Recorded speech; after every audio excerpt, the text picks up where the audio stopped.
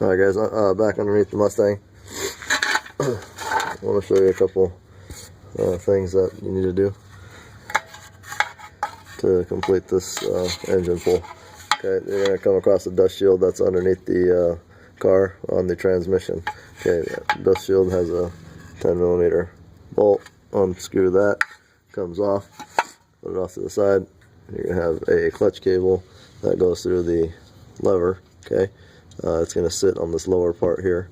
What your objective to do is to get it up to this upper part. Now with pressure, you're going to be able to force this lever forward towards the front of the vehicle and pull this clutch cable up to this area here. Now I've already done it, and I've been doing these things before I shoot the videos because I don't really have a cameraman to you know, film me while I'm doing it. So I'm doing the best I can here. And again, if you have any questions, just send me a message. Also, you're going to come across this little C-clamp. Okay, it's going to be right on the edge of the transmission.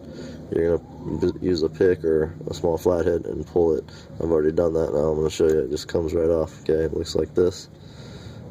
Put that off to the side, and then you're just going to pull the clutch cable back. Okay, be careful kind of not to rip that boot, and feed it through and just let it sit there. There we go. Alright, well, that's going to be one item. Next item is your exhaust flanges. And I got shitty lighting there, but I don't know if you could see. There's two. Maybe there we go. There's two nuts. You just got to take those loose. Your exhaust flange on this side comes down. Same thing on the other side. Now this side again has a crunch on it. You won't run into this, but there's a problem with getting. I've already got the upper one. There's a problem with getting that lower one. It's like really crunched in there.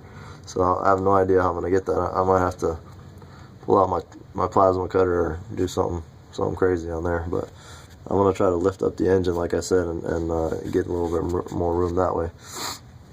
O2 sensors, they have to be disconnected, and they get disconnected from the connectors right up towards the top of the motor. Okay, they are green connectors for the front O2 sensors, and then they are blue connectors for the rear O2 sensors.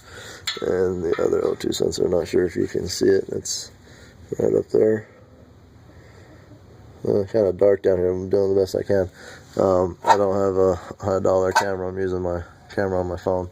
Also, there's going to be a little dust shield on the transmission front cover. Okay, so oil pan bolt directly behind the oil pan. There's one here, and there's also another one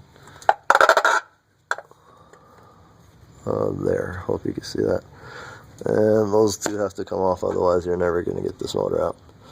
Okay, until next time.